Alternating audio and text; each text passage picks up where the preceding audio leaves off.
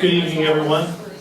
On behalf of the Equine Industry Program, the College of Business here at the University of Louisville, welcome to our first panel of the Fall 2019 Speaker Series. Very glad to have you here with us tonight. We've got a great panel for you.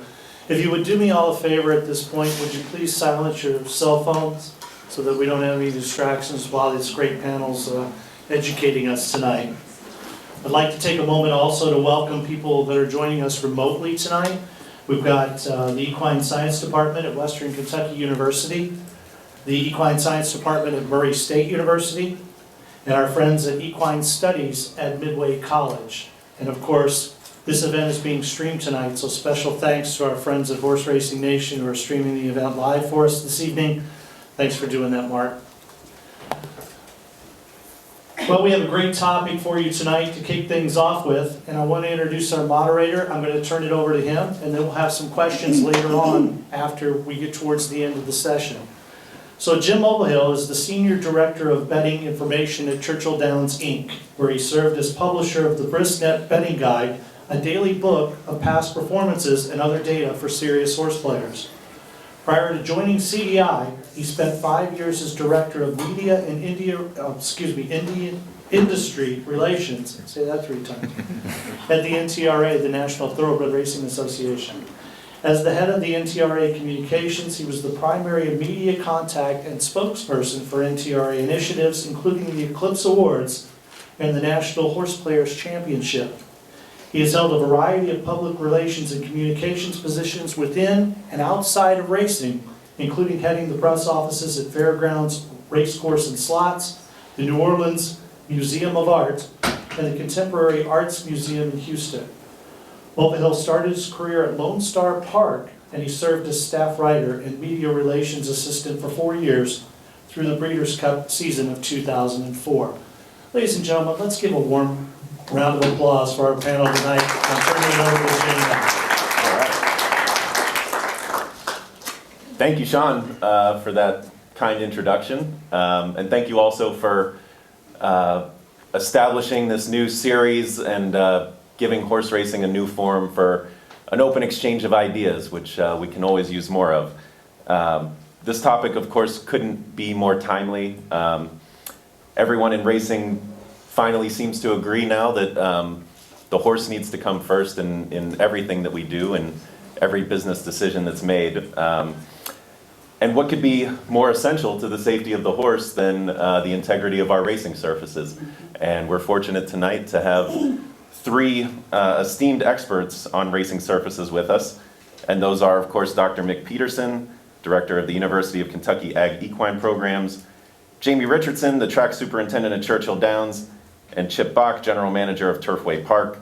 The way I'm going to do this is I will give each of them a more proper introduction and give them a few minutes to sort of set the stage with some opening thoughts about the state of racing surfaces or their specific racing surface, as well as how they've seen surfaces evolve in their time in the industry.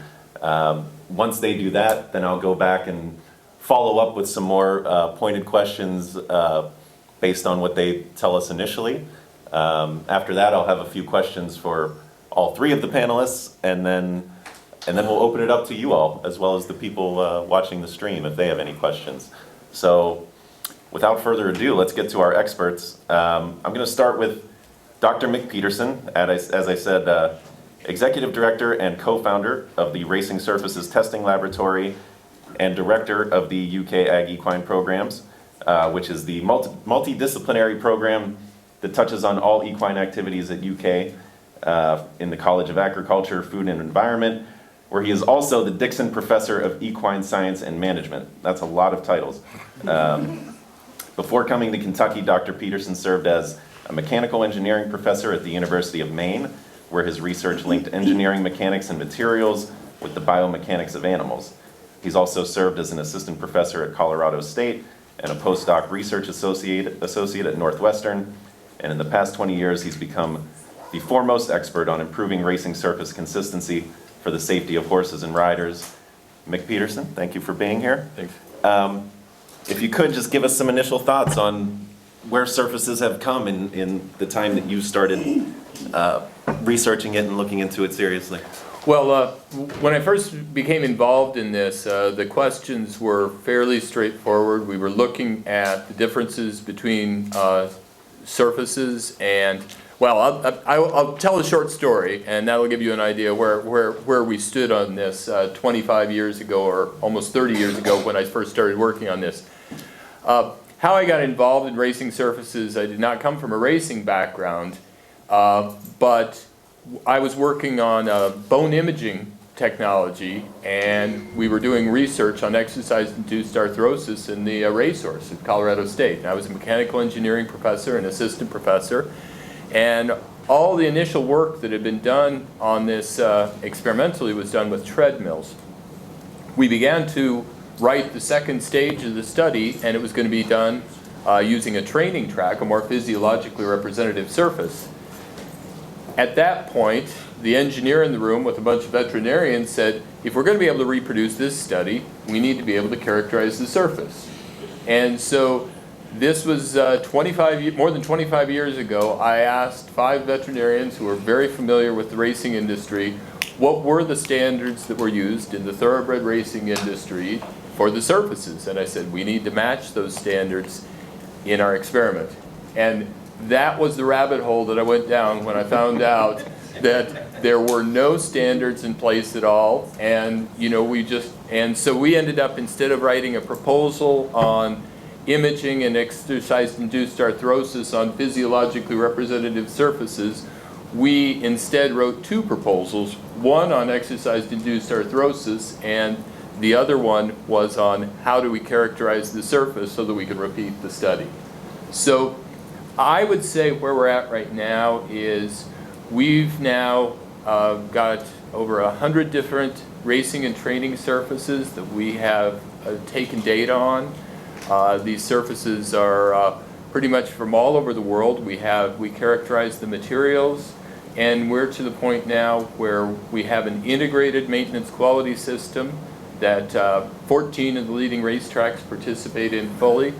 And we have made a lot of progress, and we're at the point now where we're actually looking at ASTM standards for some of the tests. So we've made a lot of progress, but there's been a lot of changes in the industry over those 25 years. And if you think about what we were looking at, even the size of the industry, there's a lot of changes and a lot of challenges. And we need to step up and continue to innovate. Excellent, thank you for that. And Mick spends a lot of time consulting with racetracks around the country. But fortunately, we've got Jamie Richardson here to give us the context of what actually happens on the ground at a racetrack day by day. Jamie is only the 5th track superintendent at Churchill Downs in the past 100 years, overseeing the 1-mile main track over which the Kentucky Derby has been run since 1875, as well as the 7-furlong Matt Winn turf course. He came to Churchill as assistant track super in 2012 before taking over for David Lair in 2015. From 1989 to 2008, he was track super for the Maryland Jockey Club, which includes Pimlico Racecourse, home of the Preakness. And he also served as track superintendent at Oaklawn before coming to Louisville. So Jamie, thank you for being here. You're welcome. And if you would just maybe give us some initial thoughts on the evolution of track maintenance since you've been doing it. Yeah, I would agree with Mick, very much so, second his comments there. When I started working racetracks in 1986, so that's 33 plus years ago. I started in the middle of 1986. And the standards with which we look for in materials and the stringent, numbers, material, the makeup of the material, the equipment we use is significantly further advanced than it would have been then. I look back and I kind of just, I chuckle to myself. I'm like, today that would be archaic. I mean, what we did back then. But that was just what everybody did. I'm not saying that makes it right. It was just a different time. And today we're just much more stringent on materials we used, keeping track of those materials, taking readings, moisture, the turf course shear and penetration with a going stick, moisture readings on the turf. It's grown by leaps and bounds in that 30 plus years.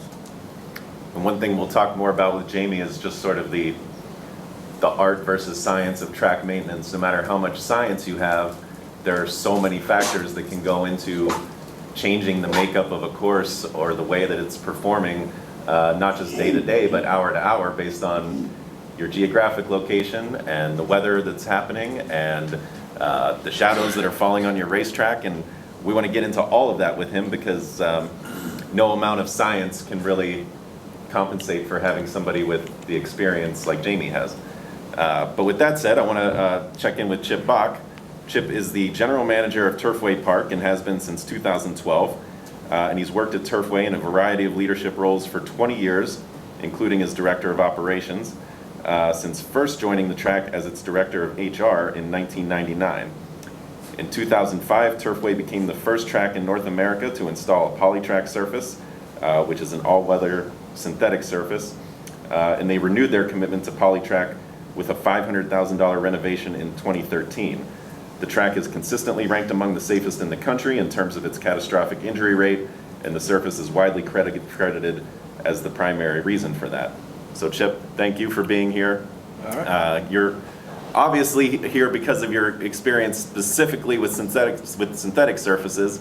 So maybe you can tell us a little bit about that history at Turfway and how it's evolved over the years. Sure. So I started at Turfway Park in 1999 and knew little about racing. I actually grew up in Versailles, Kentucky, which in Woodford County we grow a lot of racehorses there. But I moved to Boston and started working for a computer company. A friend of mine was president of Turfway and asked me to work for him. So I had very little industry knowledge when I hit the floor at Turfway.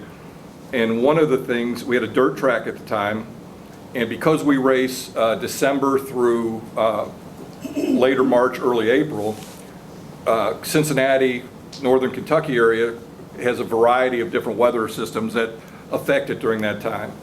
And one of the things I noticed when I first worked there, how frustrating it was with the racetrack, because when it was a dirt track, you'd get a lot of snow, the snow would be blended into the track, and then all of a sudden the sun would shine the next day, except for where it was shaded by the track. So the outside of the racing oval would be soup, the inside would be frozen solid. Obviously transitioning from a soupy track to a hard track is not a good thing for a horse to do. And so we ended up canceling, we just canceled a lot of racing based on if we had some bad luck with weather, up and including tearing the entire surface off during the meet and putting a new surface down. So 2004, it was a particularly bad night.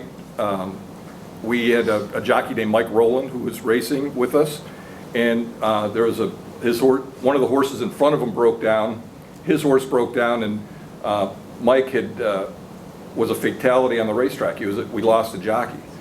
And up until that point, I probably looked at racing as in a different light. It was interesting, it was fun, it was exciting sport, but that was the day we all understood what was at stake every time one of these people jumped up on a horse, whether it be in the morning for workouts or whether it be during live racing.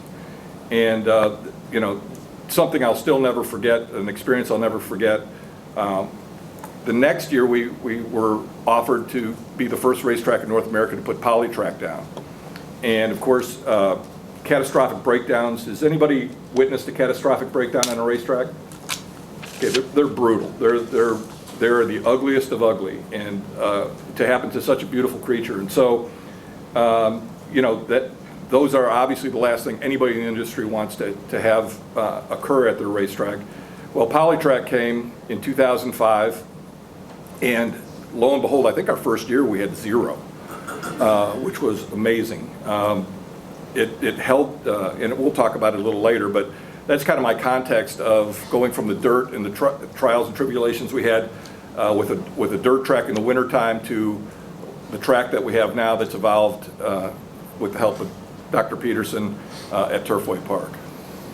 And we'll talk to Chip more about, you know, both sides of why a synthetic surface can be advantageous. And what you hear most about these days is the safety record of it, but we're here to talk about the business of racing as well, and obviously if you run winter race dates, a synthetic surface can keep you racing more. You're not losing dates because of heavy snow and rain quite as often.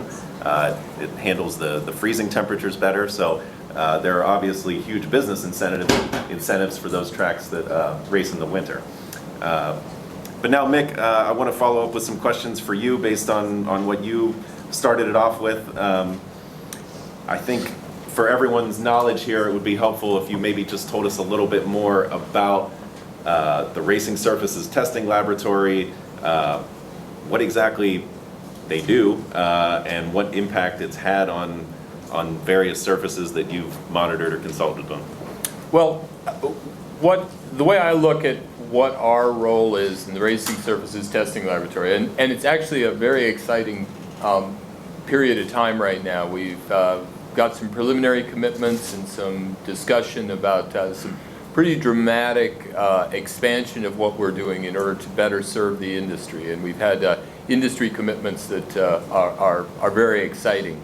But what I look at our role as being is we are the engineering back office or the technical support. You know, Jim mentioned talking about art versus science, and you know, if you look at a surgeon, let's say you're doing a heart bypass, and there is obviously technique involved in that. That's when we're dependent on the expertise and the experience of people like Jamie. It also doesn't mean that you turn off the ultrasonic imaging equipment when you're just as you're putting the stent in for that at that last moment. So what we're doing is we're providing the additional information. So Jeff Chapman at Turfway or Jamie Richardson at Churchill has more information to make their decisions. It's like a surgeon making that decision on where they're going to place the stent. In this case, it's, are we going to put another load of water down? When are we going to switch from a float to a harrow and then back to a float? That information is absolutely critical. So if you think about the pieces that go into that, the first thing that the Racing Surfaces Testing Laboratory does is we work with the superintendents before the race meet to say, this surface is ready for racing. Now that doesn't mean that you can quit looking at it, quit harrowing it, quit watering it. You'll still have to grade it every day in order to, because dirt moves downhill. But what we're saying is you've got the right material, you've got the right equipment, your base is intact, and your tools are in place. You've got the toolkit to go. So that's really the surgical nurse setting up the surgical suite before the surgeon walks into the rooms, and we're backing them up and providing the engineering support for that. There's a secondary piece to that, though keeping the surgical analogy alive here for a minute, is one of my favorite books I've ever used, and I've passed it around to a lot of superintendents. It's called the Checklist Manifesto.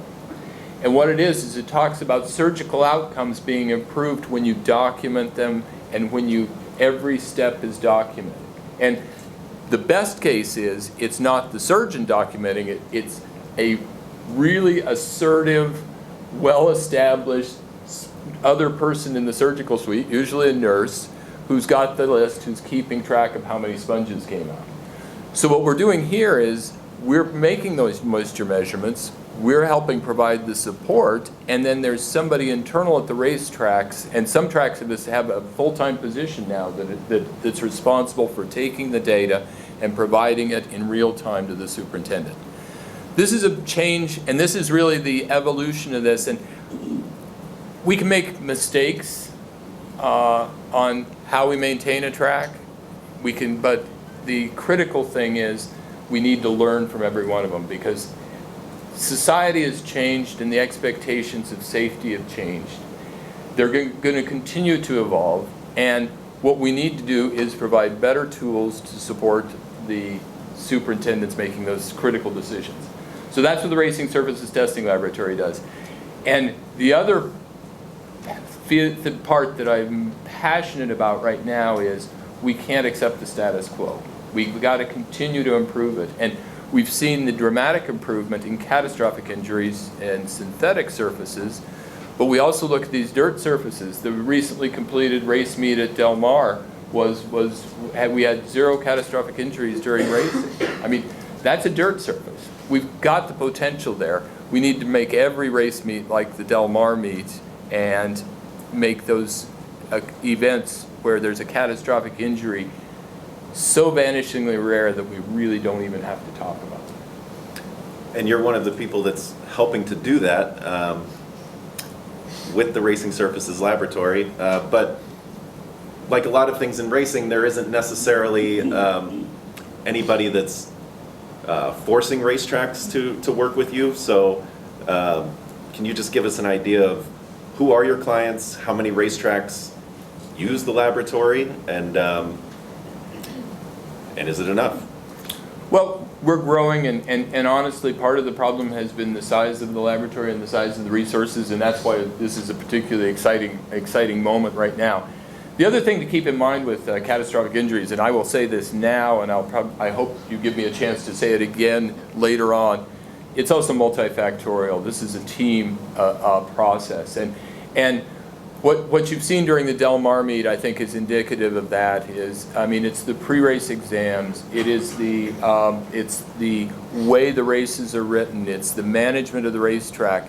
It is a cultural change in the racing industry that will protect our athletes, both human and equine. And the racetrack maintenance is a part of that. And what we've seen when we have a situation like the winter meet at Santa Anita is, I think what we're seeing is a change in the industry. I think that culture change.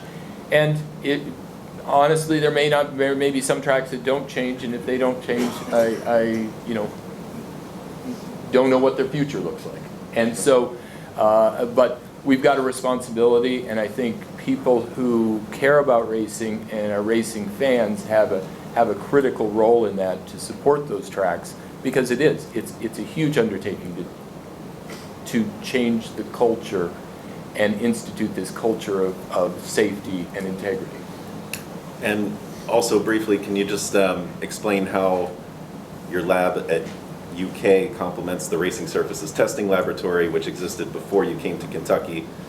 What new work are you doing in Kentucky that isn't part of the Racing Surfaces Laboratory? Yeah, so the challenge is, how do we change the status quo? And when we look at the Racing Surfaces Testing Laboratory, what its role is in the industry is to support the racetracks to provide best practices maintenance of the surfaces, using all the tools that are available. But what I'll tell you right now is the tools are inadequate. And part of that is Jim's example also when he started talking about the art, which couldn't have been queued up any better than he did, because he's talked about the shadows and the changes in the moisture over the course of the race card. One of the projects we're working on right now is the ability to measure moisture in the racetrack in real time as the track's maintained during the race card. If you take a particularly challenging track like Santa Anita, where you might have a sealed track after training in the morning because of morning rains, but if you have the hot winds, the Santa Ana winds coming down across it, you might be looking at the water truck by the third or fourth race. That's incredibly difficult to make those sorts of decisions without more information. And a very experienced superintendent could look at the track, see how the horses are running. Again, if you use the surgical analogy, it's like, yeah, they need more information. We've got to make it easier on that, and that doesn't replace the expertise. What it does is it supplements the decision making. So those edge cases that you might have missed are the right decisions made. So the role of the laboratory, which was led by a gift by NTRA Charities to create this laboratory at the University of Kentucky, is what is that next generation of tools that we're going to develop to support the Jamies and the Jeff Chapmans of the world, because we don't have them. And there's no other place than Central Kentucky that you would ever have the strength of a research university sitting in a state where there's a multi-billion-dollar equine industry that really cares and is passionate. So I look at it as an economic development opportunity for Kentucky, providing these tools to the worldwide. At the same time, we look at what we're doing to protect one of our signature industries. Now, some of these things that you're talking about, they require some degree of specialized knowledge, and I know you're also an advocate of continuing education for track maintenance staff. You know, Jamie's got 25 people, I think, that work for him at Churchill Downs. This is no longer a profession where you're just driving a tractor around. This is going to require computer competence and maybe some science and engineering ability too. So what does that workforce look like now, and what will it have to be in 10 years from now? I think about like the programs that exist for people who are going to be golf course superintendents, and they go and get degrees in that because it's so specialized now. Do we need that in horse racing? Well, and I think the challenge is, we've joked about recruiting in the dairy industry because that's the only industry where we could recruit employees who thought it was really great to get Monday and Tuesday off and they'd feel like it was a part-time job. So the real challenge we're facing in the horse racing industry is this is a long, hard job that requires long hours, and holidays aren't holidays. They're a busy work day. So racing is interesting because, you know, we do very well when we look inside the fence because we find people who have the passion for the industry and care enough about the industry to work the kind of hours that Jamie does and Jeff Chapman. I think Chip and I work more normal hours, but if you're responsible for training in the morning, you certainly have to have a passion for it. Where I think we need to go with that is combining that with the tools, and we've got some people. There's an assistant at Keeneland who came out of one of the racetrack programs and is passionate about racing and is comfortable with computers. The other part of that is, I think if you've got the passion, we can teach them the technology they need. You know, there's no substitute for caring, and that's really the path we're going down, is looking at supporting the people who are there. Actually, next week there's two of the Tier 1 racetracks are sending their superintendents on their 2 dark days to Lexington to spend the day working through a number of the tools and being trained on the tools. So the timing, again, it's an exciting moment when we have the commitment from the industry to fly in their superintendents to say what's the best practices, and then we'll send them back with a armload of tools to do what they're doing. We're seeing this cross-fertilization where it's really learning on the ground. And Jamie, we were just talking right before this talk, Jamie's in the loop on that. He knows the people, well, one of them anyway. Well, and now we'll move on to Jamie then, because he can speak a little bit more to some of the things you've been talking about and what it looks like at Churchill Downs in practice. Before I ask you something like that, though, I do just want to clarify, since Mick brought it up and we do have some students in the room, can you also just explain for everybody floating the track versus harrowing the track? We don't want to get too deep in the terminology that casual fans might not get. Well, harrowing is loosening the surface, the top surface, and making it softer for the horses to hit. Leveling it takes the hoof prints out, and you're scratching up the top 2.5 to 3 inches and giving them a good loose cushion to hit with. Then they have the sub base under the base underneath. Floating is sealing to keep the water out of it, so that the water basically hits and then runs off. You know, the tracks are banked. You have drainage to the inside. And some tracks have crowns, you know, where you have 2/3 to the inside, 1/3 to the outside. The water runs off basically the same as a road would be. You know, roads have crowns to them so the water drains off and doesn't pool on them.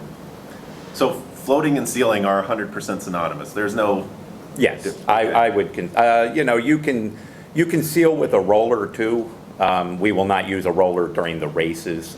we would do that before the races or after the races. Basically, you roll a fast surface. Once they get so wet, the roller will not go over them.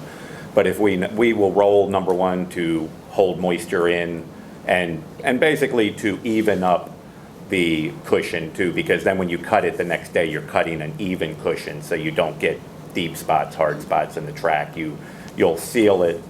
You can seal it with a roller. So I guess I should make that clear. You can seal with a roller or a float, but when we're sealing during racing, it's with a float. Got it, okay. Now, I was hoping that you could just tell us more about how you work with Mick. The things that he's doing and consulting on at your racetrack, how do you then put them into practice, and what sorts of things does he offer that if Mick Peterson and the Racing Surfaces Testing Laboratory and his UK laboratory didn't exist, just wouldn't be available? Well, that's sort of what I alluded to prior, that, you know, how we've grown by leaps and bounds. You know, Mick will come in multiple times a year before our meets, and he has ground penetrating radar to make sure he checks the sub-grade and the base and make sure that everything seems consistent under there, no irregularities. He has a mechanical hoof tester that tests impact, so we'll harrow the track up when he does that, and it gives you readings at different points around the racetrack for consistency to make sure when that hoof hits, it takes readings on how the hoof strikes. He will take soil samples, test those, that will come back, and he'll give us a graph and read out on the different, you know, of course, each soil sample is marked where it was taken around the track, and we can compare our sand, silt, clay readings. You know, and then Mick, you know, he's invaluable. I mean, he and I have become friends, but, you know, Mick will tell me if, you know, hey, I think you need to look at this, or you need to change this. If there's an issue, you know, we don't pull any punches with each other. You know, he's been invaluable as an asset. He's kind of a consultant also. If he has recommendations, you know, and sometimes I'll say, hey, but this, you know, or, you know, that works good. We're looking at our water trucks at Churchill. I built a new water truck last year. The spacing on the nozzles is different from the other two trucks I have. So this winter I put in the budget we're going to build them all so that all the nozzles are spaced the same. It's those type of consistencies that didn't exist years past, that now the water trucks are all going to put the same volume of water out. You know, if they're going 7 miles an hour around the track, you know, they have the exact same pump, the exact same motor, you know, the exact same nozzle, the exact same spacing on those nozzles. It's those types of things. You know, Mick actually was, you know, we were kind of like, oh, these are on 6-inch centers and these are on 4-inch centers. You know, it's those types of things. And I mean, he and I are just looking. I'm helping Fairgrounds build a truck currently, and so it's just those types of things that you know, the consistent, you know, just the getting some, you know. Yeah. I mean, I think this stuff is fascinating, and I'm sure to a lot of horse players it is, but so I hope it's interesting to everybody, because there's a lot of detail here we can ask about. But when you do, like, say one of those tools does tell you there's a disparity in the impact on one turn that doesn't exist on the other one, how much can you actually make a difference on a day-to-day basis or a race-to-race basis if you find out that there is a concerning disparity there? Can that be fixed in a day or a race? Well, he's taking these readings in advance of the meet, and we have come back and added a little bit of silt and clay to richen up, you know, a little bit, you know, where maybe it's getting a little sandier. We had a very wet year last year, and you know, that might have been, you know, Santa Anita was very wet last winter, so you lose a lot of your fines, your silt and your clays, when you get really wet periods. You know, from 2018 through July of 2019, it was very, very wet. Yeah. You know, we haven't had rain now in a month, but prior to that, you know, through July of this year, we were very, very wet. I remember the news saying we hadn't gone a week without rain, significant, you know, a decent rain in 50 weeks or something. And then now, you know, we haven't had anything to speak of in a month, and had very little since the Mother Nature shut the faucet off in July. But there was a tool I saw your guy using out there the other day that I think you use on a daily basis that would be yours and not Mick's. What is Well, that? Mick, actually, we download that into his program, the Going Stick. I believe he was using the Going Stick. So that's specifically for turf. And it has what would you call it, Mick? Blade. A blade on Yep. it that you push into the ground and then you pull it back. And it tests penetration and shear. So the shear, a lot of the root structure would probably have a bearing on the shear. And the penetration is how hard the ground is, whether it's soft. And it will give you a reading, both a penetration reading and then a shear reading. And we will do that at 84 points around the turf course, and then I will download it into Mick's base. So there's really two pieces to this, and I kind of alluded to it earlier. One is to make sure you're ready and you've got all the basic things you can't change. You're not going to fix the base if there's a problem between the second and third race. You know what I mean? That's something that you need to know well before you start racing. And we do typically those, a month. We do those in advance of the meet, so, if there's any issues there, we'll fix them. And then, Gotcha. We do moisture readings every day also. So, yeah, you might see it's wet, the TV, I know you're going to talk about shadows, and Chip was talking about shadows. We have that big, huge TV at Churchill. That is a huge shadow issue. Actually, the way the sun sets at Churchill, I see less of an issue with the grandstand shade. That TV is actually makes the total biggest sense. issue we have. Oh my goodness. Some of these readings that you're taking, I imagine some horse players might be interested in them. Could that information eventually be? Actually, we have talked Going online? and we're looking at trying, how we would share that. So yes, that's being discussed. It's not ultimately my decision. I said, I'm fine. That's up, if you all want to share these numbers, we're trying to be transparent. So I don't think there's anything to hide there. I'm just talking about the water trucks. Just got me thinking about the cost of track maintenance and all of the things that go into it that add up that maybe people don't think about. So let's start first with the water truck, because I think that's fascinating. First of all, you're talking about a piece of equipment that you don't just go to your John Deere dealership and ask them for a racetrack water truck. I mean, how much does something like that cost, and where do you even get one? Or it sounds like you have to customize your own. They are custom built, yes. I mean, they're sort of like fire trucks are mostly custom built. Water trucks, you can spend $250,000. I think you can build a good truck in the, $125,000 to $150,000 range.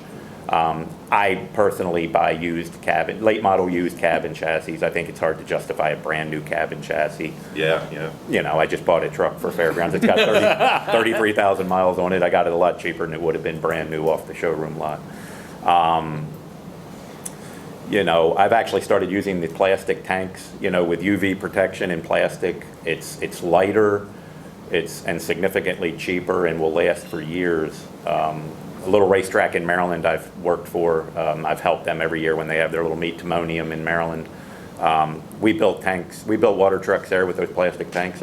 They're probably going on 20 years old. And plastic years ago the UV protectors and maybe they're not that old, but they're at least 15. I know that. The plastics today are so much better than they used to be. They don't get brittle and crack. And frankly, at this point, after 15 years, if they do, they're not that expensive. We'll take it off and put a new one on. Wow. So. And there's also the mileage that goes on these water trucks and the amount of water. I mean, it wasn't until I was thinking about this panel that it never really occurred to me how much water goes onto a racetrack. And do racetracks pay for that water? I mean, at Churchill, we have 3 big wells. So all the water we use, we can use city water if something was to happen to our system. We have 3 big wells, and we irrigate the turf and use that on the dirt track for watering. So we do not use city water. Okay. Now at Pimlico, we did use city water for the turf and the dirt. So their water bill was significant. But yes. That's why they can't get it in the grandstand. That's why the toilets won't play. And then just the sheer wear and tear that goes on these vehicles. I mean, this is, again, not to get lost in the weeds, but we're here to talk about more the business of racing surfaces. I imagine if you're going around a 1 mile track, you know, however many times each day, how often, I mean, how do you even maintain these things and how long do they last and what kind of mileage do you put on? You know, Churchill has been very good because I started there in 2012. We have a lot of old equipment. I think Mick can attest. Over at Trackside, I've got water trucks that, I mean, I shouldn't admit this, but they're from the 80s. But, you know, Churchill's been good. They have a pretty good maintenance program. We've got a good crew over there. Yeah. You know, if you keep oil changed, grease them, and you take care of them, they will last a long time. Now, you know, we've got newer equipment at Churchill, and we've got some newer trucks, but a couple of the older ones at Trackside, they're getting some age on them.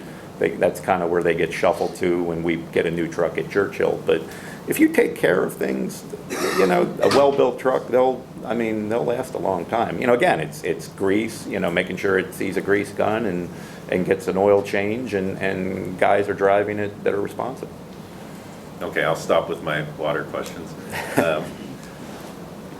To get back to what you do with the racetrack to keep it safe on a daily basis, can you just walk us through the various decisions that you have to make every day? Say it's a race day, from the time you get in, preparing it for training that morning, and then the few hours that you have until the races start in the afternoon. I mean, what are all the factors that you are looking at and considering, and what are the most consequential decisions that you make during the day? It depends on the weather. You know, the turf comes into play. Well, to start off, at 4:30, I've got 2 guys that will come in and open the racetrack, harrow it up. You know, we have sealed it the day before. Again, sealing, I was talking with a rubber tire roller. If the track's fast, we will roll it down and seal it with the rubber tire rollers. That'll help hold moisture in so it's not drying overnight if you get a breeze, or, you know, in the summertime when the sun's up, you know, it's daylight until 9:30 at night.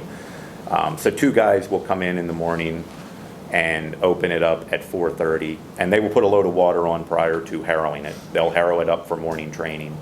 And those are 2 of my senior guys, so I trust their judgment. One guy I've got for me, Bruce, I mean, he's excellent. You know, if he really wanted to, I'd probably be working for him. So he's very good. I totally trust his judgment, and if he makes a mistake, I've opened tracks before that I didn't think it was going to rain, and it's pouring rain. So, you know, that's just one of those, you're going to make judgment calls when you're dealing with Mother Nature, and you're going to make mistakes. But, you know, as long as you tried, and that's. So anyway, they'll open it up. Our first harrow break is at 7 o'clock, so I get there about 7:15, 10:07 every day before the first break. You know, Mother Nature, we haven't had any rain lately, so we've been putting a lot of water on the track. If we have rain, it's whether we harrow or float. The turf, a lot of times in the morning, the turf becomes an issue. If we're racing and we've had rain, you know, are we off the turf, on the turf? You know, what are we doing there? So that always becomes an issue. And then you get through that, you do the harrow breaks, depending on whether you're watering or sealing, you know, floating. And, you know, a lot of times at 10 o'clock in the morning, we'll finish training, we'll harrow the racetrack, we will reseal it with the rollers if weather allows us. And we have a conditioner with a blade on it that will true it up. Sometimes we will run that, sometimes I will grade. It just depends on, it kind of depends on how much. If I just think it just needs to be trued up, we'll run the conditioner with the blade. So that runs, a conditioner has teeth like a harrow, but it's a heavy harrow, and it's got a leveling blade on the back that will level the material out across. It doesn't really move much, it just kind of will cut little high spots. You know, it doesn't move very much material at all. You know, Mick alluded to earlier, you know, dirt moves, the track's banked all the way around, so dirt is, when you're harrowing, it's constantly moving in, so you're constantly not fighting, but you're constantly needing to keep that graded back out to keep a consistent grade. So sometimes I will grade. I try to do that on dark days. I'd rather do that on dark days than have to do that on a race day, but that doesn't mean I don't do it on race days sometimes. And then they will re-roll behind the conditioner with the blade and put water on it. You know, it's hard to say how much water this time of year. Normally we're starting to back off on water, but it's been 90 some degrees. We all know it's much warmer than normal, so it feels it's a little. The days are a little shorter now, so maybe a little less water than July and August, but not a whole lot less right now. Normally this time of year, you're down in the 50s at night, and that's when you really start to notice you're putting less water on. But, you know, it's been, the other morning I'm walking my dogs at 20 after 6, it's 72 degrees. I mean, doesn't seem like July, or I mean September, it seems like July. Yeah.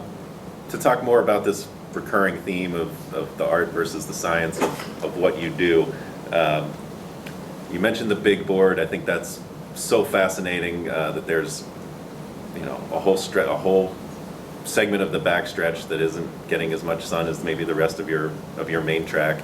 And I know from talking to you that there are other small things that happen at Churchill Downs or at other racetracks that perhaps we don't even think about that are affecting the way that you have to maintain it, or maybe even the way it plays. You mentioned the other day that the way that the traffic is in the morning and how there are certain paths that get more traffic because of gallopers versus workers, and how that has to be evened out. So can you just maybe give us a few more of these small things that we don't read a lot about that you have to account for every day? Well, Churchill is a 1 mile racetrack, and we have stalls, 1,404 stalls to be exact. And so prior to starting our September meet, we have horses even in the receiving barn. I mean, we're pretty full. The Ellis Park meet has gotten better. A lot of guys are staying home, but even when they didn't, we were always full with 2-year-olds, young horses, and horses getting fit or running at Ellis. Churchill's pretty much to capacity horse-wise, and so a lot of the trainers will complain the track's getting cuppy, it's getting deep, but it's you know, that middle lane where they gallop, the inside, the work times are still good. We have, you know, fewer workers, but the gallop lanes, which are out, you know, about 15 feet, 12 to 15 feet off the rail and out for another 12, 15 feet, that lane where the horses want to gallop, it just gets very cut up. By the end of the morning, the hoof traffic is just really, you know, it's worked the dirt up pretty good. So I struggle with that because actually I think I had said we had richened the track up a little bit with some silt and clay. We had lost a lot with the wet year. And so the track has been very good this summer. I went around and saw some trainers the other day, and everybody seemed pretty pleased with it. But we do struggle. We put a lot of water on Churchill. It takes a lot of water to keep that track tight and hold together in the morning. But with all that traffic, I mean, some of them, you know, I've sat there and looked at them. I'm like, after a rain, we've gotten rain the night before, and then the next day the track's really good, but it does not need water. And I've like, you know, look, it's not water, it's traffic too. It's the traffic. And I think they realize that to some extent. And I've talked to other people that gallop horses, and, you know, one girl I remember saying to me one time, and was one of the most intelligent things I've heard anybody say, she's like, I pick and choose my spots. You know, she stays out a little bit, and she goes, I think the going's good out there. But some guys, some of the gallop people, you know, and that's part of the trainers. I think they need to, you know, tell their riders, you know, look, stay out a little bit if the going feels a little better there. Yeah. But, you know, that's some of the things we struggle with, you know, is just trying to get them to realize there's things they can do that would help themselves a little better too. And that relates also to the afternoons and the perceptions of how a track plays in the afternoons. You see, you know, if you see in the first 2 races of the day that the winners go gate to wire, you have 50 people on Twitter saying that there's a speed bias. How real is that? I mean, I know it's real, but as a track superintendent, is it exaggerated? Are people too quick to judge? Just give me some thoughts on biases from a track superintendent's perspective. You know, I'm not going to tell you that can't happen. There could be a bias there. I think there's a lot of things you look at. You look at the early fraction times. How did the race set up? You know, if you're going a distance of ground and you go slow early fractions, the horse on the front end is going to have something left at the end of the race. Was he clearly the best horse? I mean, look on paper. I mean, if he was clearly the best horse, he was the even money favorite, probably another reason he won. You know, if I see something like that, though, I try to look at all that, and I mean, I've seen that before, and I'll just tell the guys, we will actually put an extra weight on the inside corner of the harrow to, dig up the inside a little bit if I think it's a little tighter. We seal the whole track.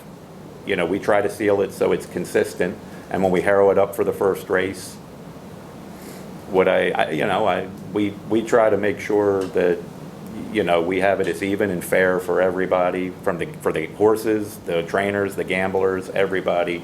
We're trying to do the best we can and give it, as fair, safe, consistent course as we can. And you say that you'll hear from trainers in the morning.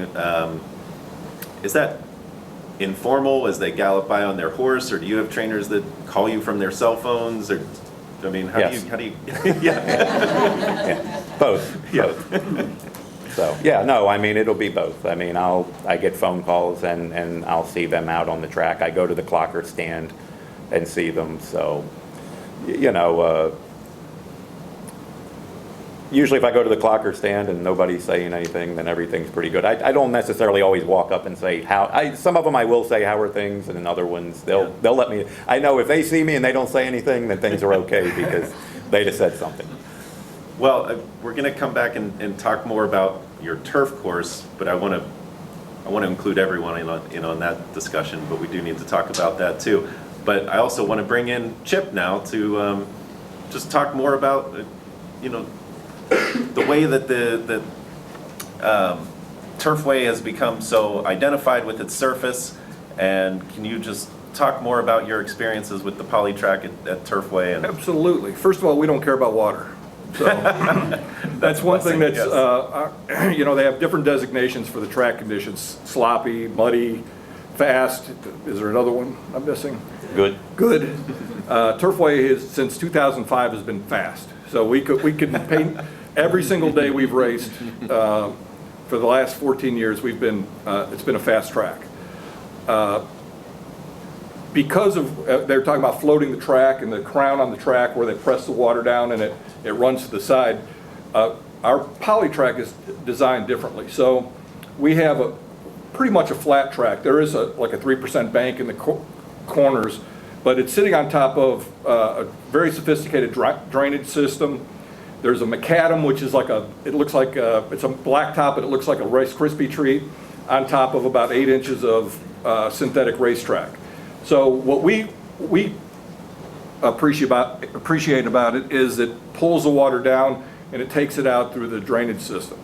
So I've seen our track get our area get inches of water, and our track be just as ready to run right after that rainstorm as it was the day before. So it's really incredible from that point of view. As a matter of fact, the jockeys prefer rain because it holds the kickback down. One of the things we battle, and it was one of those things when you start working, try to under-promise and over-deliver. You may have heard that. Well, the polytrack folks, when we first got the track, kind of over-promised on a couple things, and one of them was kickback.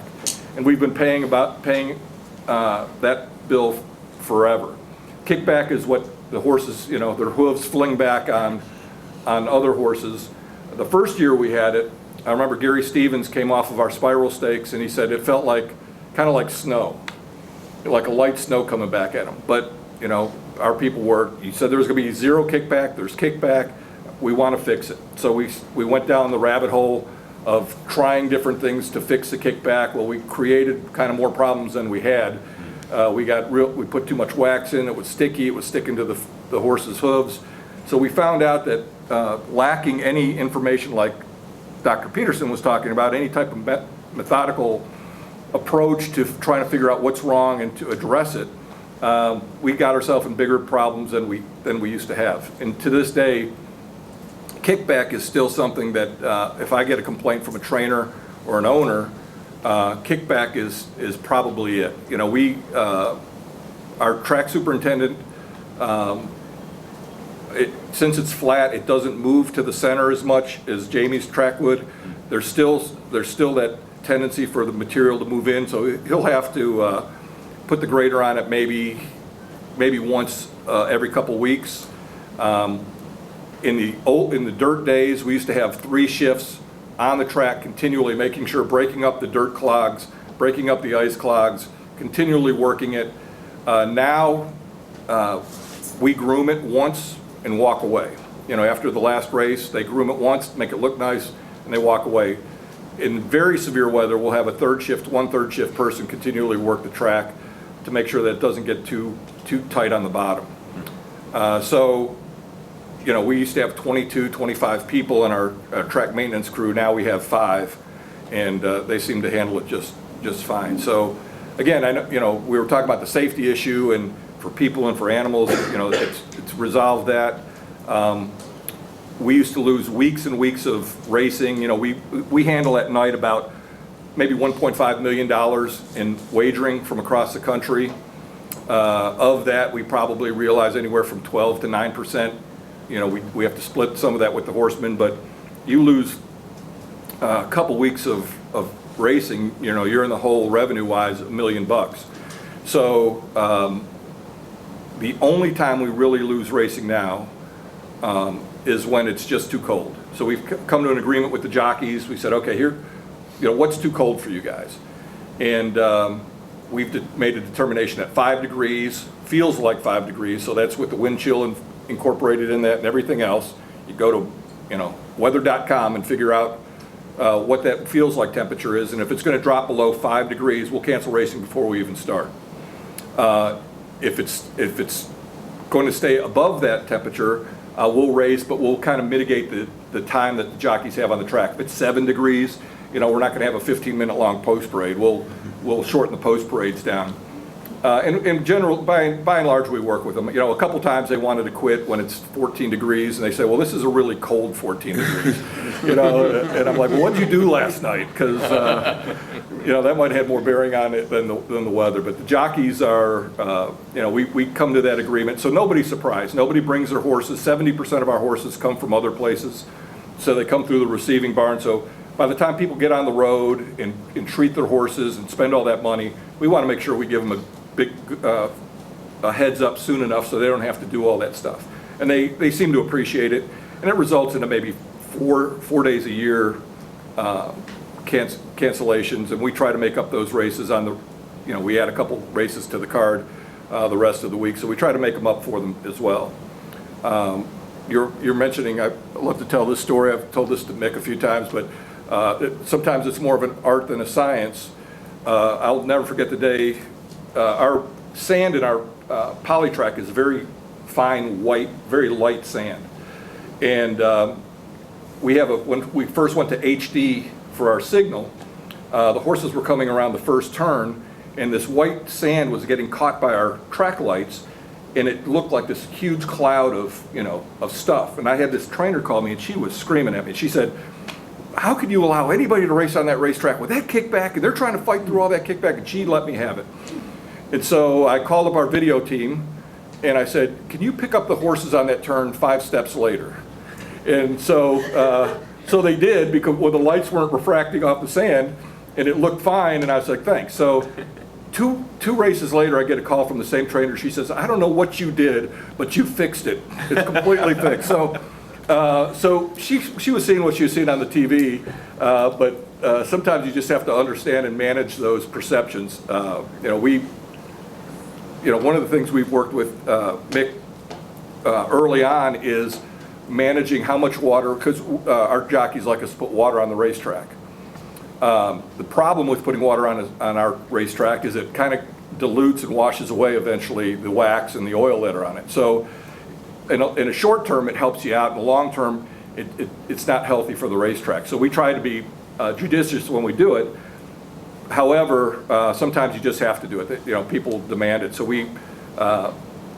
what we do now is we've been taking stock of how many times we put water on the racetrack, how many gallons we put on, what the temperature was at that time, how deep the racetrack was, some feedback from the track superintendent that went well, the times were on track, it was running a little slow.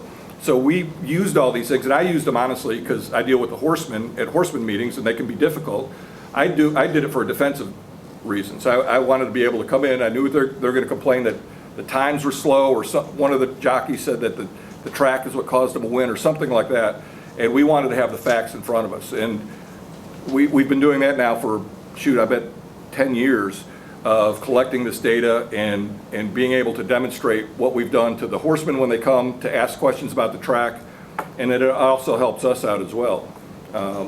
Recently, we had a short spate of horses injured on our surface, and you were asking about the connection with Dr. Peterson's organization. We had this short spate of breakdowns, which is unusual for our track. And so instead of letting it go on, we immediately called these guys up. He sent his person out with the ground penetrating radar. And what we learned was where the tractors were turning, and they were and turning on and off the racetrack, they were just compacting it. And it was not perceptible to an eye. You know, our track superintendent would look at it and he wouldn't see a dip, or, you know, he got out there and he did his depth testing and everything else. But without that resource, we would have never known that created any type of problem. Not to say that was the reason for it, because those horses didn't necessarily break down right there.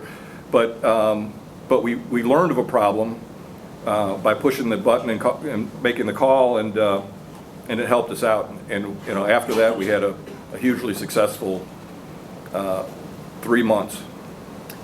Chip, another aspect of the business of a synthetic surface is how the horse players respond to it. How has that changed over the years? Is that something you still hear about? When synthetic surfaces were at their height, there were a handful of very prominent racing writers that popularized the notion that it wasn't as good to bet for reasons that still aren't entirely clear, but they very much didn't like it. Yeah. How has that played out? You know, I called a guy named Dan Cronin last night. He's Mick Cronin, the ex-UC, I guess he's UCLA's basketball coach now. But Dan is a handicapper at Turfway, and I asked him that question. And you know, I said I knew there was a lot of hostility toward the synthetic surface when it first came out. A lot of trainers didn't like it. A lot of the horsemen used it, I think, to explain away some problems they were having, and I think there were handicappers that didn't like it. Dan's belief is that the handicappers, because the track is so consistent and it's not influenced by weather as much, that it took away some of the easy pickings for the handicappers, like you said, that if they see a fast track, they're betting speed the rest of the day, or if it's a muddy track, you always heard the joke, mudder was a mudder, you know. So they're looking for the horses that run well in the mud. Well, synthetic tracks kind of took a lot of those decisions away from those folks, and it may have made their handicapping a little bit more average. And that's what he believes, and I agree with it. I think over time, and there's also a fair part to that horses have been bred specifically for dirt and for over years and years and years, and turf, and all of a sudden here's this new surface that horses haven't been bred to, that the reaction to the surface for different types of horses is unknown. And so a lot of these folks dig right into their statistics when they handicap, like yourself, I'm sure, and try to mine out that information that helps them make the smartest bet. And with the absence of that information on our type of surface, it was probably a little bit more frustrating. So now, over time, 15 years later, there are a handful of synthetic racetracks out there. People can have a greater depth of information to make decisions on their handicapping. Yeah. And how about the shape of the race? Just I think there's also a perception that jockeys ride it maybe a little bit more like they would on the turf, where they gallop early and then everyone kind of gallops until you get to the quarter pole, and then everyone goes all out, as opposed to as much strategy and not as much passing of horses until you get to the stretch. And I think that may be true. I think that's a little more true when the track is a little deeper, and when it's not as deep. We've got some pretty sharp jockeys at Turfway, and I noticed that a couple of them, no matter what running number they were, 1 through 12, they always kind of aimed at the same spot. Well, they knew that's where the tractor tire hit when they went around the track to groom, and they felt that was a tighter piece of the racetrack. and they were running on something a little bit faster than in between the tractor tires. And so What path is that again? well, you're gonna have to watch our racing but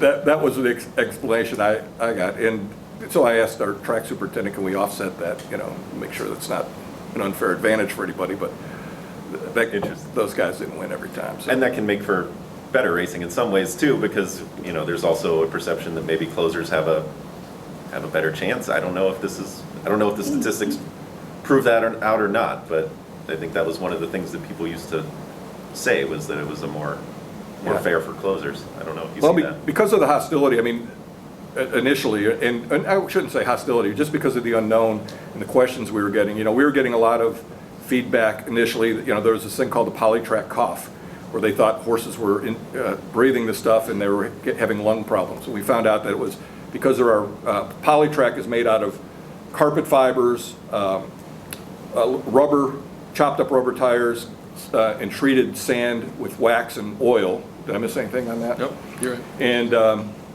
And so they were finding out, believed that these horses were coughing, and it was because there was some minute pieces of fiber that were just at the top of their bronchiole. It wasn't, they were scoping their lungs, and they were actually finding out that there was a lot less in their lungs than when we had the sand and it was being kicked in their face, and they'd find it out there. So, but we wanted to find out too, is there such thing? We were told that there were a lot of soft tissue injuries. And so we spent 2 years looking at our races, looking at the horses that ran in our races, and found out if any got lost in the black hole, that they never came back. And we didn't. We found, and we were able to provide this information to the HBPA, the horsemen, and the trainers, and say, because once a rumor gets out there, it's very hard to wrestle it back in. So we provided that information, say, 92% of our horses came back 2 weeks and 3 weeks later. We didn't see any horses failing to come back or drop out of training because of some sort of soft injury, soft tissue injury. So again, the statistics, measurements, all that stuff is what provides you the information to improve upon a surface and improve upon the right things. If we just listened to rumor and reacted to it, kind of like we did with the kickback, you'll end up fixing a problem you don't have, or creating a bigger problem than one you didn't even know about. So it's working with Mick and his crew it's been money for us for a long time. Well, we're going to open it up for questions in a moment, but there have been several references to the winter meet at Santa Anita, and I did want to give everybody a chance to share whatever thoughts they might have. And I guess the specific question I'll ask is, in light of the heightened scrutiny on racing this year, what are these specific changes to your methods or processes that you've made in the past 6 months, specifically in response to Santa Anita? If anybody has any that they care to share. Yeah, no, it's agonizing watching that go on out there, and it's a tough situation. Mick mentioned that they're multifactorial, which means did that injury result? The first thing people blame is the racing surface. So these guys have to be ready to and prepared to defend that. But what we found out with the injuries we've had, we had a meeting after with the necropsy, which is kind of like their, the after-death investigation from the veterinarians. You'd find out that there was a hidden problem with the horse that wouldn't manifest itself in the horse showing pain, or it was it was a bone condition or something like that. So those things were very important to us to understand, why something may have happened. At Turfway, we didn't change a whole lot. Because we have a good experience. We made sure that if we didn't believe the racetrack was ready, we'd cancel racing. There was a couple times after 15 years we found out we were holding a little water in a certain area, and so we just wouldn't race on it. We'd cancel it, and it's a easy price to pay than having to explain yourself out like the poor people in Santa Anita have to. Other than that, we defer to the experts. You know, we defer to the veterinarians who, Kentucky veterinarians do a great job of pre-race examinations and warm-up examinations. And they scratch horses at the gate, I'm fine with it. You know, if they've identified a horse that's not moving to their satisfaction, get them out of there, you know. So they do a good job. I think our horsemen, I think Mick will agree with this, our horsemen are on the lower end of the spectrum right now. We don't give a lot of money away in purses. So by definition, our horses aren't very good, you know, for mostly, you know, as you talk about competing for different dollars. And our horsemen have to take care of those animals for their well-being, and they take care of them because they're passionate about them and they love them. And so between the commission, our track superintendent, and the veterinarians, I think we have just a great synergy of people that are looking out for the horse, and we just make sure as a track manager that we don't do anything to encourage pushing horses into races that don't need to be racing as soon because we're trying to fill races. You know, telling our racing department it's okay. You got a six horse field. It's okay. You know, we don't beat them over the head to get 8 horses in there, and 2 of them might be sore or might not be ready to return to racing. So that's my job, is to make sure nobody feels pressure or threatened to do something that would be unsafe in any part of the racetrack, but especially as it relates to putting the animals on the track. And Mick said at the top that the Del Mar meet proves that a dirt surface can be as safe as a synthetic surface or the safest surfaces of all types. What changes out there do you think allowed that, both with the surface and maybe the increased vet checks and other things? But you being the surface expert, I guess I'd prefer to hear more about what specifically they did to the surface. Sure, and you know, we're in an interesting point right now because there was an investment a little over a decade ago in the equine injury database, and the first of the papers have come out from that, Georgopoulos and Parkins, and then there's a meta-analysis that Hitchens from Melbourne has done. So as an engineer, it sounds kind of weird, but I see the roadmap for the safety of the horses and riders to be using the equine injury database to identify where we need to devote more resources in racing. What really stands out on both turf and dirt surfaces is the good years are good and there's more variation between years. Now, I think it's pretty clear, and what we see on the synthetics is every year is pretty good. Even the synthetics that don't have quite as good of safety record, it is quite consistent from year to year. So doing a simple thought experiment and knowing a little bit about the racetracks, it's not like they have stupid years and smart years on the superintendents, the crew. It's not like the equipment suddenly has a good year and then a bad year. What we really have to look at is their adaptation to weather on both turf and dirt. And so that's a lot of where our focus is.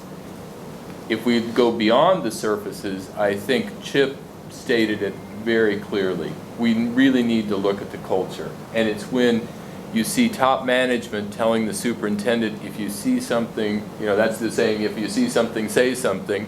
And then what happens at Turfway is, if it's holding water in an area because there's some maintenance that needs to be done on the track, what do? You cancel races. Or this equivalent is, you scratch the horse when you see the horses loading in the gate and there's a problem. And I think that's the team effort, but a lot of this can be driven by the epidemiology. And this is really a long-term commitment for the sport to look at it that way. And Jamie, I'll give you the final word on that. You oversee the most watched racetrack in the world. Have there been any alterations to your process, or how much have you been talking about what happened in the spring out west?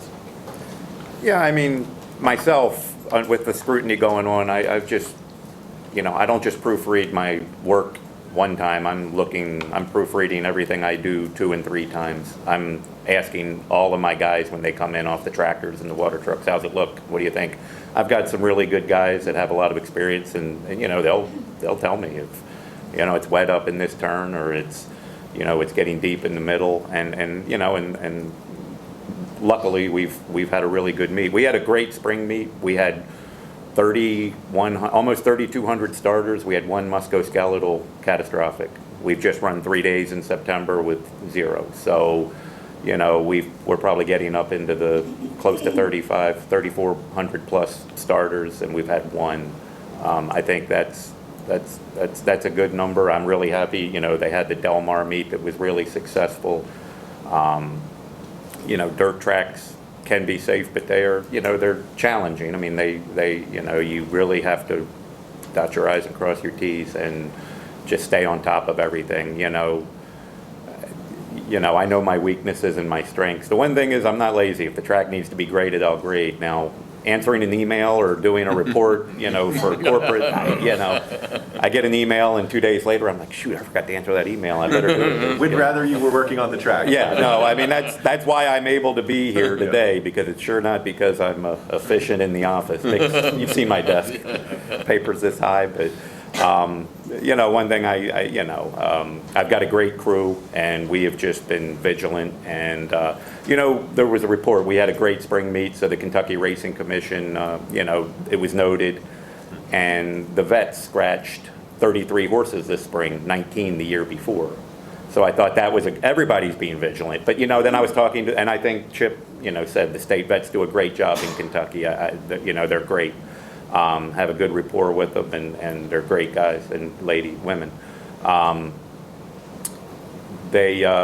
You know, I was talking to one of them the other day, and they said that, you know, they're seeing, you know, fewer issues with horses. You know, I think the trainers realize that, you know, they can't push the envelope. It's multifaceted from, you know, trainers not pushing the envelope, the vets, if they see something, doing something, and us making sure that the track is in as good a shape as it possibly can be. And knock on wood, we've had a great, you know, meet this year, you know, at Churchill so far. 2020 has been great. Hopefully we can continue that. Very good. Well, gentlemen, thank you for your insights. We will open it up for questions for a few minutes, and Sean maybe has even gotten some from some of our online Actually, viewers. if you raise your hand if you have a question, I'll come over to you and you can ask it on the mic.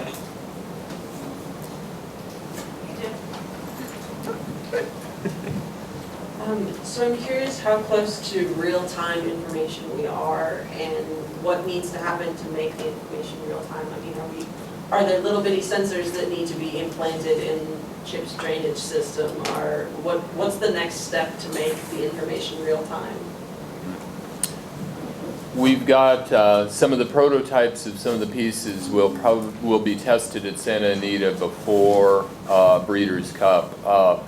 So we're to the point now where we're beginning to look at. I mean, the emphasis right now, the emphasis on real-time information is is really on moisture of the track, and because the track's harrowed, or you aerate the turf course heavily in a lot of thoroughbred tracks, we can't embed things, so it all has to travel with the equipment. And so, but we're prototyping that, and then beginning to look at network technologies that'll allow it to communicate. And the GPS coordinates have already been operational in some of the tracks, although right now we're kind of in a gap on that.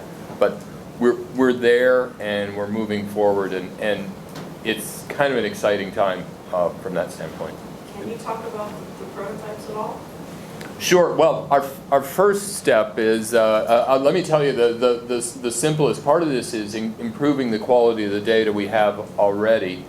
Right now, most of the tracks measure cushion depth. When Jim was talking about track bias, I mean, one way to create a track bias is to not pull the rail where you have dirt that piles up just inside the path of the harrow, and so it'll pile up there. And in your worst case scenario, the harrow will ride on that pile of dirt and there will be a gap that's untouched, and then it'll dig in further up on the track, because keep in mind the track's got a bank or a crossfall in the straight or a bank. So what a number of the tracks, especially the shallow sand tracks like the New York tracks, they'll measure the cushion by hand every day with a ruler, and then also take their moisture measurements, and then they'll map that out. One of the first tools we've got that's being used is it uses GPS on the tool to get the location. It's got a moisture sensor that's a time domain reflectometry moisture sensor, and it measures the cushion depth. So that's one of the prototypes that's being tested out at, it's been tested, trying to think, it was tested once, and we've got the prototype going out to Santa Anita. The other one is the moisture sensor, which would go right on the harrow, and that turns out to be a fairly difficult problem to get a dirt moisture sensor. Most moisture sensors are done with optical, near infrared or other optical ranges, and the horse weighs 1,000 pounds and is going 40 miles an hour, so we care about the moisture content 4 inches down. So we can't use a lot of the agricultural moisture sensors, so we're working with a couple different partners on that, on the moisture sensors. So those are the priorities. The other piece is we've got weather stations at all the tracks, which give us basic weather data, rainfall and humidity, and we have a preliminary evaporation model from the tracks that runs, and then GPS, of course, on all the equipment. Right now, poor Jamie has to enter every piece of equipment manually into the database. That every time a piece of equipment goes out on the track, Jamie knows what's there, he tracks it, and he enters it into the database, or his assistant. So again, automating that. So we're moving forward in that direction, but and the technology is actually pretty exciting right now, because it's gotten smaller and cheaper. So. And who's backing that research and development? Who are we talking about? Well, it's been partly, it's actually partly, we're not a very profitable entity, the Racing Services Testing Laboratory, but everything we do gets plowed into that. It's a nonprofit. And then the Kentucky Equine Drug Research Council provided funding for the moisture sensor work that we're doing. And, if you want to get involved, meet me after the Sean's passing the hat around. Yeah, well, I mean, it is interesting, because I mean, it's a huge safety opportunity to improve the safety of the racetracks, that real-time information. I've got a question from our friends at Murray State, and this probably goes out to you, Chip. They asked, are all the poly tracks built the same, i.e. base, materials, etc.? Well, I may throw this over to Dr. Peterson, but I think so. Yeah, the Hollywood Park surface was done with a geotextile over what they call decomposed granite base. Most of them are the porous macadam, which is just a porous asphalt. It just doesn't have the fine particles like Chip's is. 2 of the poly tracks have been retrofitted with a geotextile over the top of the macadam, because the macadam is broken up. But we're talking the basic composition.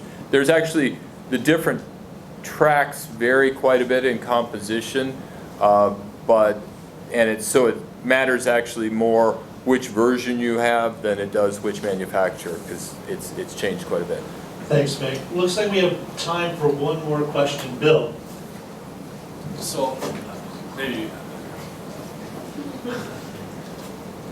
do you have any, this is for Dr. Peterson, do you have any analytics or predictive models that take a look at the equine injury database and then look at the data in terms of pre-race exams, number of pre-race exams, number of, vet scratches, number of, readings around the track, frequency of harrowing, just data that you can aggregate to do predictive best practices in terms of, what best practices are to prevent injuries? That, for me, is really the holy grail, and that's really where we're headed. The quality of most of our data taken from the tracks is still relatively low quality, present company accepted. It used to be no, whatever. it used to be no Yeah, it used to be no information, data, so, it used to be no data. you know, we're growing. We do. But what's important on this is because the risks are multifactorial, what we've seen with the equine injury database is, you know, it really took 6 years of data before things became statistically significant because there are far too many catastrophic injuries. And keep in mind the equine injury database is just catastrophic injuries, which is defined with the horse that's euthanized within 72 hours of the incident on the racetrack. But there's so many factors that can cause the catastrophic injury that because as you start slicing it up, there's not very many that go in bucket A, bucket B, and bucket C. And as a bucket B person, I need a lot of tracks for a lot of years to be able to see which part of bucket B matters. We've begun to look at some things that we're beginning to see good results from. The questions that would seem obvious and we're not getting obvious answers to is radius of turns, banking, the work by Georgopoulos and Parkin at Edinburgh looked at type of surface, and they looked at off surface versus good surface. You know, they just had two categories in order to get enough readings in their bucket. And interestingly enough, with 6 years of data, which is about 2.5 million starts, they said track surface condition doesn't matter. Which is, I think that's really compelling. That's not an answer you'd expect. We know that weather matters, but we also don't know, we've also got an indication from that track condition doesn't matter. So I think the answer probably comes from how we transition from wet to dry and that challenging decisions that are made. So I'm going to go back one more time to real-time moisture measurements and my own personal obsession in life. So. Ladies and gentlemen, that's going to wrap it up. That's our last question. Byron, if you have one, you're welcome to come down and talk to our panelists afterwards. Let's have a round of applause for these guys. That was a wonderful event. And just to remind everybody, we'll be back here on October 9th to do this again. We'll have a night with the legendary Tom Durkin, which surely will be entertaining. You're going to want to come to that. And then on November 13th, another Wednesday night, we'll be back for our last in the fall series, where we'll talk about sports wagering and horse racing. Can they coexist? So join us for those events. Yeah. Thanks again for coming, everyone. Thank you very much. I appreciate it.